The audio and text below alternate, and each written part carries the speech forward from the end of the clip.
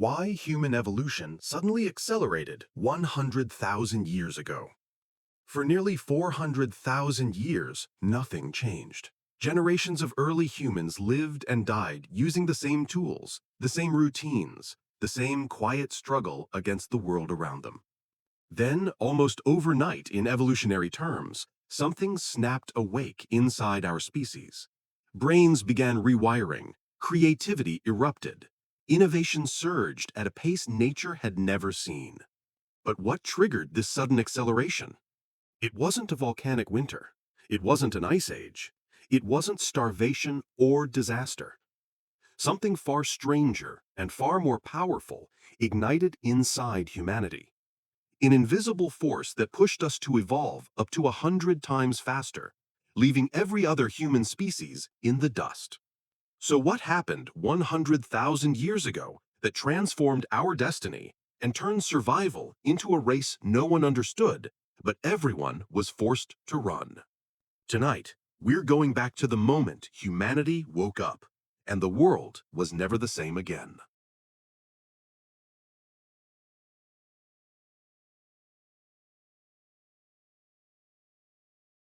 For nearly 400,000 years, human evolution moved at the speed of a drifting glacier. Not backwards, not forwards, just still. If you stood in a Neanderthal camp in Spain 200,000 years ago and returned to another in the Caucasus 150,000 years later, you'd barely notice a difference. Same stoneflakes, same hand axes, same routine of hunting, skinning, carving, and repeating. Archaeologists call this strange stagnation the Mousterian Plateau. Generation after generation copied the same tool designs with an almost ritual devotion. Fathers taught sons, mothers taught daughters, and the world remained locked in an endless loop. But this wasn't because Neanderthals lacked intelligence. Their brains were massive, slightly larger on average than ours. They had the cognitive hardware. What they didn't have was pressure. Their world rewarded repetition. The climate shifted but slowly. Herds migrated but predictably. Danger existed, but it didn't evolve. Stability ruled, and in a stable world, innovation is expensive, unnecessary, even risky. And so for hundreds of thousands of years, humanity slept. Imagine holding a Neanderthal spearpoint. You can't tell if it belonged to a grandfather or a descendant 200 generations later. Time leaves no signature. Innovation leaves no trace. The world outside might have been turning, but inside the human lineage, the gears were barely moving. This is where our story begins, in a world where nothing seems capable of forcing change. Not yet. Not even close. Because the real pressure, the spark that would break the long sleep, hasn't arrived. But it's coming. The strange thing is this. While human technology slept, the planet definitely didn't. Around 120,000 years ago, the climate began behaving like a cornered animal, unpredictable, violent, and constantly changing its mind. Ice sheets the size of continents crept forward, then suddenly melted back. In Greenland, deep ice cores reveal bands of frozen history, each one marking a climate snap, a sudden freeze, or an abrupt, almost impossible warm spike. These weren't gentle shifts. Some were so fast they happened within a few generations, fast enough for grandparents to tell stories about a world their grandchildren would never recognize. Far to the south, Antarctica recorded the same story, but in slower rhythms. Strips of ancient ice show massive climate swings that rose and fell every 5,000 to 8,000 years. Meanwhile, the oceans followed their own strange beat, pushed and pulled by Earth's orbital wobble. Coastlines retreated, returned, then vanished again. Grasslands turned to tundra. Forests shrank, then exploded back into life again. Rivers dried into dust bowls, then roared into life again. For hominin groups trying to survive, this wasn't weather. It was chaos written into the sky. And yet, the Mousterian toolkit didn't change. Not a new blade shape, not a redesigned spear, not even a clever tweak to an old tool. It's as if the human lineage looked straight into the face of a shifting planet and shrugged. Stability, or at least the illusion of it, still ruled inside the mind. Change was happening everywhere, except within us. But something was starting to build, quietly, invisibly, beneath the surface of these climatic storms. A pressure that no glacier or monsoon could create. A pressure not from nature, but from each other. Then came the moment that should have changed everything. 74,000 years ago, on the island of Sumatra, the ground split open with a roar that echoed across continents. The Toba supervolcano didn't erupt, it detonated. Ash shot 50 kilometers into the sky. For months, sunlight dimmed, temperatures plunged. Across Asia, a blanket of gray smothered the land, in some places thicker than a man's hand. Plants withered, whole herds disappeared. The world didn't just cool, it collapsed. For early humans, this wasn't a disaster. It was a survival lottery. Older theories once painted a dramatic picture. Humanity reduced to a tiny handful of survivors clinging to life in scattered pockets. But new evidence tells a different story. Archaeologists digging in India found stone tools both beneath and above the Toba ash. The same styles, the same patterns, the same slow-moving, familiar world. Humans didn't go extinct, but they didn't innovate either. Some groups vanished, others endured. Food webs shrank like a dying flame. But even under global stress, even when the sky literally fell, the human mind stayed stuck. No artistic leap, no technological spark, no sudden burst of creativity. Toba revealed something humbling about our species. We were adaptable, yes. Resilient, absolutely. But we were also stubborn, locked in tradition, bound to routine. The real evolutionary fuse hadn't been lit, because the force that would ignite human acceleration, the one that would reshape our brains, our societies, and our destiny, wasn't volcanoes, or ice ages, or collapsing ecosystems.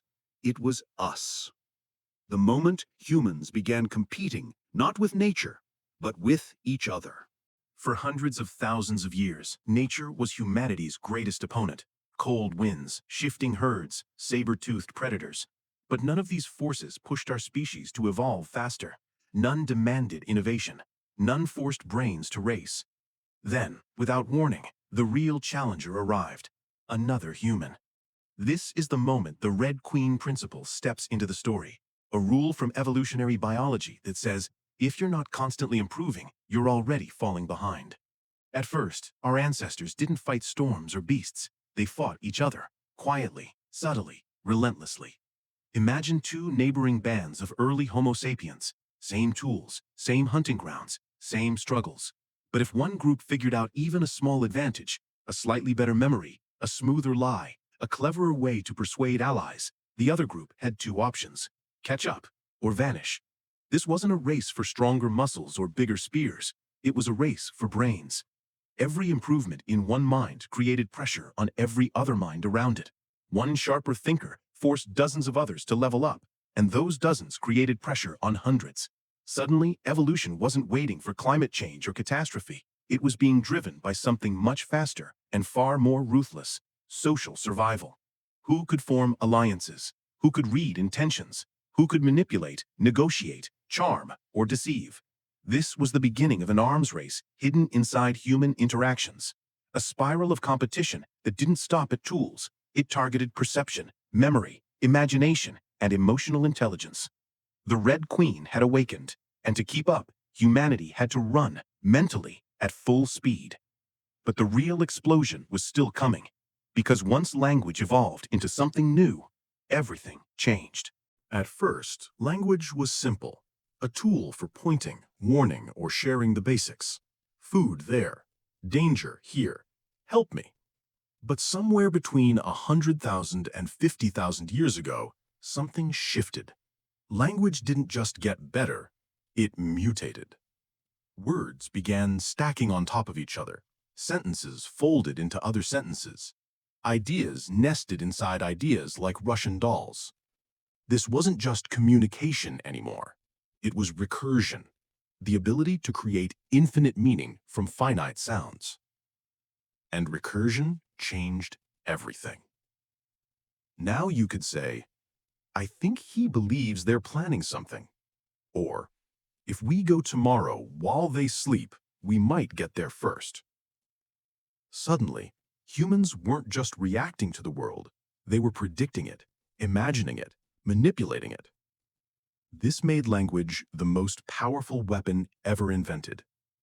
Because once you can talk about the future, the past, and what other people might think, you can lie. You can persuade. You can build alliances. You can break them. You can shape reputation, the real currency of ancient society. Archaeologists see the fingerprints of this mental leap long before we see the explosion of art. Pieces of ochre with deliberate engravings, shell beads carried hundreds of miles inland, objects with no survival function except one. They communicate identity, status, belonging, narrative. Early humans weren't just surviving, they were signaling. And the groups who mastered this new language world didn't just live longer, they outcompeted everyone else. Because storytelling wasn't entertainment, it was strategy. A story could unite a group, justify a leader, expose a traitor, or mobilize a hunt. It could make you powerful or very dead. But as language evolved, something else was rising too, something far stranger and far more explosive. Population density. The moment thousands of minds collided in one place, innovation didn't add up, it multiplied. Once language sharpened and minds became more agile, the human world transformed into something no predator or climate shift could match: a social battlefield. Early humans didn't rise because they were the strongest. They rose because they were the most strategic. Every campfire circle was now a chessboard. A glance could mean trust. A pause could mean danger. A story could rewrite the entire social order. And in this new world, survival depended on mastering the invisible threads between people. Those who could read emotions, predict reactions, or sense betrayal before it happened gained an advantage no stone tool could offer. This wasn't about muscles, it was about minds. Imagine two hunters arguing over who spotted the herd first. Before language, this was a simple dispute. After language, it became a contest of reputation, a public performance, a negotiation of status. Allies listened, rivals watched. Every word reshaped the social hierarchy. Reputation became more important than strength. Trust became more valuable than fire. And the ability to manage relationships became a genetic advantage. Game theorists call this strategic escalation. Anthropologists simply call it being human. Small improvements in social intelligence began snowballing through generations. A slightly better memory for who owed what, a sharper instinct for who lied last season, a quicker sense of who could be trusted on a hunt. Every improvement created pressure for more. Each smart individual forced the rest of the group to keep up. This was the moment human evolution shifted into rapid acceleration, not because of nature, but because the fiercest competition came from the people sitting right beside you. And then something happened that poured fuel onto this evolutionary fire. Humans stopped wandering in small groups and began gathering in massive ones. Next up, minds would collide, mix, and ignite. For most of human history, our ancestors lived in tiny groups, a few dozen people at most, small enough that everyone knew everyone, small enough that ideas traveled slowly, like a whispered secret drifting from one fire to the next. But around 45,000 to 30,000 years ago, something unprecedented happened. Humans began gathering in numbers the world had never seen before. Not hundreds, thousands. Archaeologists digging at Dolní Věstonice in the Czech Republic found something that didn't make sense for a nomadic species. Layer upon layer of hearths. Not 10, not 50, but over 200. Enough to suggest a settlement that may have held 10,000 people across seasons. This wasn't a camp. It was a city before cities. And when you pack this many brains together, something extraordinary happens.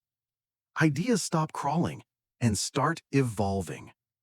In small groups, a clever trick could vanish if its inventor died.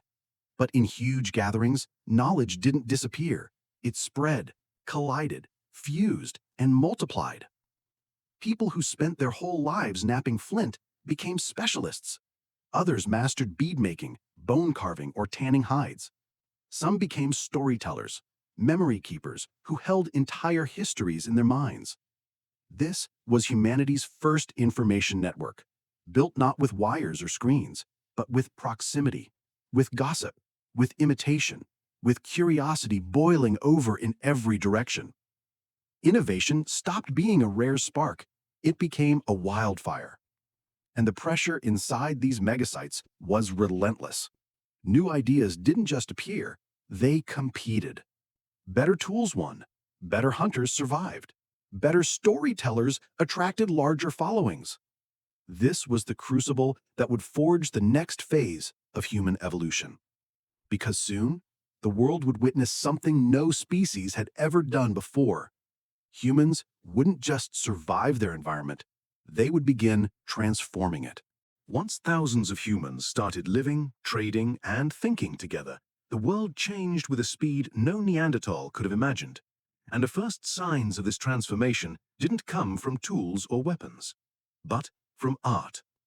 Around 45,000 years ago, the archaeological record suddenly lights up like the night sky after a long silence. Ivory figurines, shaped into exaggerated human forms, the earliest Venus sculptures, began appearing across Europe and Siberia. These weren't hunting tools, they weren't practical. They were something entirely new: symbols, identity, belief carved into bone. And deep inside caves, entire walls burst into life. Lions, horses, rhinos, not crudely scratched, but painted with shadow, movement, and intent. Places like Chavot and Lascaux became prehistoric art galleries, filled with animals that seemed to leap and breathe in flickering firelight. This wasn't chance. This was a cognitive eruption. At the same time, tools became sharper, thinner, more specialized. Stone blades no longer looked like simple flakes. They became precise instruments. Bone needles appeared, allowing the creation of fitted clothing. Shell beads found hundreds or thousands of miles from the coast proved that long-distance trade networks were forming. Knowledge was traveling farther than any individual ever could. And with each new innovation, the pace quickened. Ideas spread from group to group like sparks carried on the wind. One tribe invented a new blade shape, another refined it, a third improved the technique again. Neanderthals, still working with the same old toolkit, were slowly being left behind, not because they lacked intelligence, but because they lacked the networks that multiplied it. Humanity had hit its evolutionary accelerator. But the most astonishing transformation was happening inside the skull. Because beneath all this creativity, something deeper, something genetic, was rewriting what it meant to be human. For hundreds of thousands of years, human brains changed slowly, almost imperceptibly. But after 100,000 years ago, the fossil record shows something startling. Our brains didn't just grow, they accelerated. Endocast studies reveal that in just a sliver of evolutionary time, Homo sapiens' average brain volume rose by nearly 10%. That may sound small, but on evolutionary scales, it's a lightning strike. No other hominin shows such a rapid leap. And inside the genome, scientists discovered something even more shocking. Buried in ancient DNA are genetic fingerprints, signs of powerful selective sweeps, places where advantageous mutations spread so fast they left a signature of urgency. Some of the most important sit in regions tied to neural growth and brain wiring. One cluster, known as HAR1, mutated 18 times along the human lineage, compared to just 2 in chimpanzees. This region helps shape the developing cerebral cortex, the seat of imagination, planning, and abstract thinking. In a way, HAR1 is part of the script that wrote the human mind. Other genes like ASPM and microcephalin, linked to brain size and structural complexity, surged through populations after 40,000 years ago. They didn't drift randomly. They spread because individuals with sharper cognition had the edge in the social battlefield and the crowded megasites. Evolution wasn't responding to volcanoes or glaciers anymore. It was responding to competition, to storytelling, to coalitions, to the pressure of living among thousands of other minds.